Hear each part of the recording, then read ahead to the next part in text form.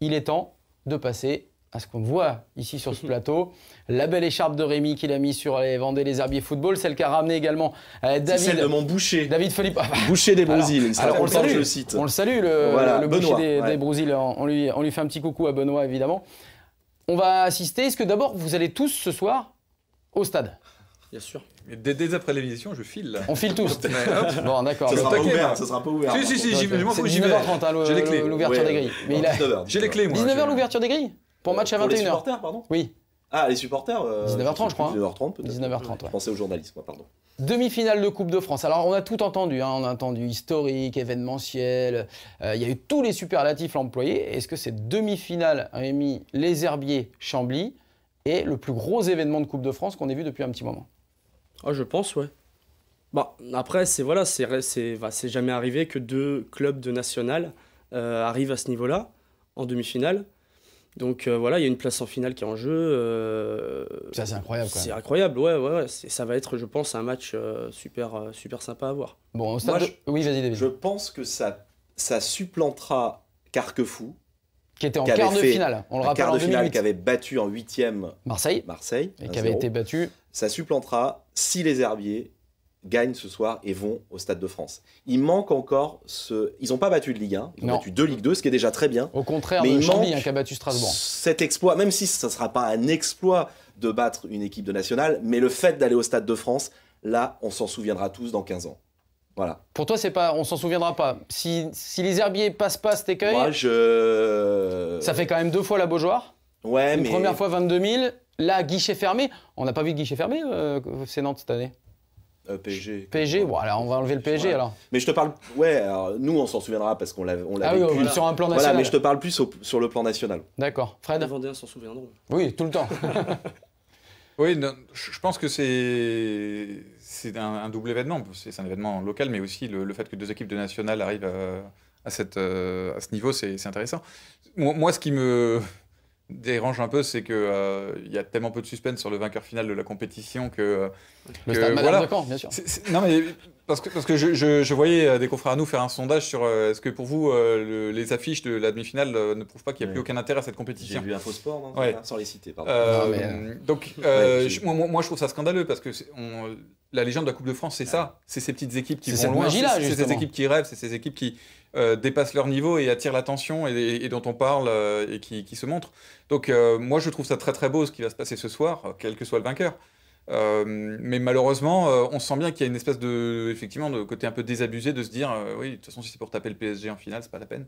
Donc c'est un peu dommage, mais voilà, j'espère qu'on verra un beau match ce soir. J'espère que ce sera un match intense, un match qui marquera les esprits et que les gens, effectivement, demain marcheront pas droit et dans 5 ans seront fiers de dire j'y étais. J'y étais, effectivement. Attention, il y a David. Voilà, il y a David. On va y revenir un petit peu tout à l'heure. On parlait des adversaires et de Chambly qui a éliminé donc Strasbourg une Ligue 1. Les Herbiers n'ont pas eu de Ligue 1 sur leur route. Ils ont éliminé plusieurs formations de Ligue 2. Je propose tous ensemble de regarder ce qui s'est passé. C'était à partir de début janvier le parcours des Herbiers pour arriver à cette demi-finale de Coupe de France ce soir à la Beaujoire. Ah, alors, les Herbiers. Les Herbiers. En Coupe de France, si on sait quand l'aventure commence, on ne peut jamais prédire sa fin. Après une victoire face à Romorantin lors du 8e tour en décembre dernier, l'épopée des footballeurs herbretais en rouge aurait pu s'arrêter au stade des 32e de finale. Début janvier à Angoulême, les Vendéens tombent dans un traquenard et ne s'en sortent qu'au bout du bout de la prolongation. 3 semaines plus tard, à Saint-Lô, bis repetita, encore un déplacement, encore un club de National 3 et encore une victoire acquise sur le score de 2-1. Une page de l'histoire du club s'écrit avec cette première qualification pour les 8e de finale. On était préparés à souffrir et c'est ce qu'ont fait les gars et je suis fier d'eux. En 8e, pour la première fois, les Herbiers vont devoir défier un club hiérarchiquement supérieur, en l'occurrence la JOCR, pensionnaire de Ligue 2, et qui vient de faire tomber le FC Nantes à la Beaujoire au tour précédent. Mais contre toute attente, les Vendéens s'imposent sans souci 3-0 en Bourgogne. Forcément, l'état d'esprit, la solidarité, on sait qu'en coupe, surtout contre une division supérieure, c'est essentiel, c'est la base, je dirais. Mais il ne fallait pas que ça. Je pense qu'on a montré qu'on était capable de jouer, qu'on était une belle équipe. C'est au stade de la Beaujoire que se joue le quart de finale il y a 1 mois et demi. Devant 21 000 supporters, les Herbretais réalisent un nouvel exploit au bout de la nuit. Mathieu Pichot joue les super-héros en repoussant 2 tirs au but et ouvre les portes des demi-finales. C'est ça la coupe. On ne peut pas y croire, c'est énorme. C'est énorme pour nous ce soir. Pour tous ces gens, je suis super heureux. Super heureux. Une demi-finale totalement irréelle, puisqu'elle opposera 2 clubs de national, les Herbiers à Chambly. Et oui, tout le monde est derrière les Herbiers, on l'a vu. Alors, il y avait Véronique Besse, la mère des Herbiers. Il y a aussi Philippe de Villiers qui était tout fou là, en haut. Là. Mais voilà, c'est ça aussi cette Coupe de France. C'est ça aussi le foot, on va dire semi-professionnel, amateur presque. Parce que les Herbiers, c'est vraiment le national, c'est cette 3e division hexagonale. Il n'y a pas non plus un boulanger, un charcutier. On est d'accord, mais les plus gros salaires sont de 3 000 € quand même. Je ne veux pas minimiser, mais la moyenne, c'est 2 500 ou 3 000. Ouais, donc, on faisait juste ce matin un petit comparatif. Le budget des Herbiers, c'est 2 millions d'euros. Celui du PSG, c'est 700 millions. Oui. Donc, non, mais voilà, simplement ça, on peut dire que c'est du quasi amateur. Déjà rien que quand c'est 30 millions, donc c'est déjà 15 fois plus. Donc il y a 2 divisions d'écart, mais il y a un monde d'écart. Il y a un fossé d'écart. Alors il y a Émeric Lichtenauer sur Twitter qui nous dit « Il est fâcheux de noter que le match de ce soir opposant les Herbiers à Chambly pour le compte de la première demi-finale de Coupe de France ne sera pas retransmise en clair ce soir. Une décision honteuse et irrespectueuse pour le football amateur et pour leur beau parcours. » C'est vrai, sachez quand même qu'on a fait une demande pour diffuser ce match sur France 3 Pays de la Loire et que ça nous a été refusé par nos amis d'Eurosport. Voilà, c'est eux qui avaient le choix. On se met bien avec les confrères là partout. Le choix du roi. Voilà, c'est bien. On a fait le tour. On a fait le tour. Je pense qu'il y a quelqu'un qu'on n'a pas bâché encore, TF1, France 2. Ah non, France 2 c'est les copains. Oui, c'est ça. Attention, on dit pas n'importe quoi non plus. On le disait, ce soir 36 000 spectateurs, il y aura 1200 supporters de Chambly qui vont venir. Et ce matin, chez nos confrères, on va le citer, l'équipe. Gentils confrères de l'équipe, ils ont fait un petit, je ne sais pas si vous avez vu, ils ont fait un petit sondage auprès des 15 autres entraîneurs de national qui donne Chambly vainqueur à 10 contre 5. Est-ce que c'est étonnant parce que on ne connaît pas tous, moi je suis allé voir les Herbiers de temps en temps, mais le niveau du national je ne le connais pas franchement. C'est quoi qui oppose au niveau du jeu ces 2 équipes? Il n'y a pas grand-chose. Il n'y a pas grand-chose, c'est un peu le même système. C'est 2 équipes très proches, je pense, l'une de l'autre. L'équipe plus joueuse, si j'ai bien compris. En niveau, ça se vaut, même si les Herbiers est 9e et Chambly est 14e, je crois. Donc Chambly est relégable. C'est tellement serré en plus. Mais c'est très très serré, voilà, il y a 3 points d'écart entre les deux, et en plus les Herbiers a un match en plus, donc voilà, c'est très flou. Il y a quand même une équipe qui a un bloc bas et joue long, qui est Chambly, qui est un jeu assez caractéristique du national. Oui, les Herbiers, c'est plus l'école de l'Ouest, un peu tendance école nantaise. On joue à ras de terre. En début de saison, beaucoup trop. C'était encore plus vrai avec Fred Reculot. Oui. Ça allait un tout petit peu moins avec Massala. Mais... L'un des changements, effectivement, d'entraîneur, ça a été d'être un peu plus pragmatique et être pas trop joueur, de ne pas pêcher par excès de gourmandise. Donc, mais ça reste quand même un jeu rythmé, un jeu à terre.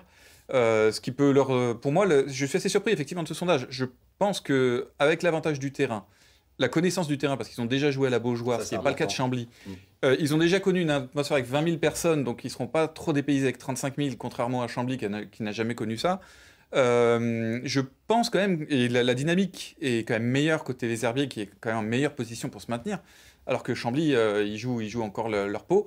J'ai du mal à comprendre, je ne l'ai pas lu l'article de l'équipe, mais j'ai du mal à comprendre ce résultat-là. Alors il l'explique, si on peut faire rapide, il l'explique tout simplement par l'effectif.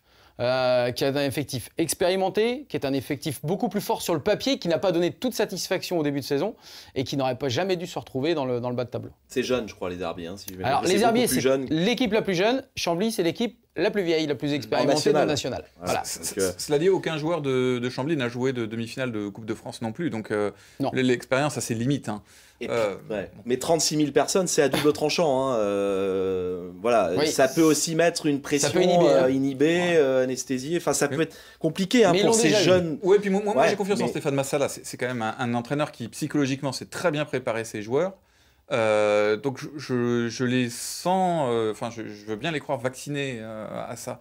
Et puis bon, encore une fois, ils ont connu 20 000, ils ont connu déjà une belle effervescence pour leur quart de finale. Donc je pense qu'ils sont un peu en terrain connu quand même. Alors il y a Maria CRD qui nous dit une bonne petite blague, hein, c'est une supportrice nantaise bien évidemment. Bon, ça reste des Vendéens, mais une nouvelle fois ce soir je m'enflammerai pour les Herbiers en espérant une qualification au bout, et je pense qu'il y en a énormément comme ça des supporters nantais qui seront d'abord au stade et qui seront derrière les Herbiers pour espérer une place évidemment en finale. On va faire un petit peu comme pour le Nantes-Rennes, il est 15h57 et 10 secondes, donc va pas falloir tarder. Attendez, d'abord un petit prono. Ouais, je suis superstitieux, ouais. Ah, jamais, donc pas de prono sur pas ce soir là. Pas ce soir là. Donc trop, demain matin, on te rappelle et puis tu nous donnes ton voilà, pronostic. Exactement. Ça marche. Fred? Je vais dire 2-1 pour les Herbiers. 2-1 pour les Herbiers. J'espère. Moi, je peux pas en faire non plus parce que là, je suis pas neutre. Non, là, j'avoue, autant sur le FC Nantes, je ne suis absolument pas supporter. Je reste neutre, mais là, je ne peux pas. Je suis supporter, donc je veux pas faire de pronostic. Bon. Très bien. Eh bien, c'est le moment peut-être d'aller encourager donc les Herbiers. Je vois que David Filippo a ramené pas mal de surprises. Spécialité avec modération, évidemment. C'est un sirop vendéen bien connu. Un sirop vendéen, voilà. Bien connu, donc. J'ai hésité à ramener du fion, mais manger du fion l'après-midi. C'est moyen. Ça reste un petit peu lourd. Le fion, c'est une spécialité vendéenne. Sur l'estomac. Donc voilà. Par contre, tu retireras un petit peu le plastique parce que ça va être compliqué. Voilà. On va évidemment tous vous encourager à regarder ce match ou être sur place, surtout pour les 36 000 spectateurs qui auront leur billet ce soir. Match à 21 h au stade de la Beaujoire, bien évidemment. On aura les comptes rendus, les résumés. Merci David Filippo. C'est très gentil. Du fou. En plus, alors si c'est du Puy du Fou. Tous les comptes rendus, les résumés, évidemment, dans vos éditions de la mi-journée demain. On en reparlera également dans le 9h50 demain matin, bien évidemment. Et puis, quant à nous, on se retrouve mardi prochain pour un nouveau numéro de Canard Replay. On remercie les Vendéens, Rémi et David Filippo, et également Fred Happ de l'AFP qui sont venus jusqu'à nous. Et merci pour le sirop de grenadine donc, qui a été ramené par... Qui porte un nom, hein. Oui, bien sûr, mais dont on ne peut pas citer évidemment la marque, parce que ici, nous sommes sur une chaîne publique. Bonsoir à tous et à toutes. On se retrouve mardi prochain pour un nouveau Canard Replay. Santé et allez les Herbiers. Allez les Herbiers. Quand même. Allez. Avec les petits nuages de l'étoile, ça marche.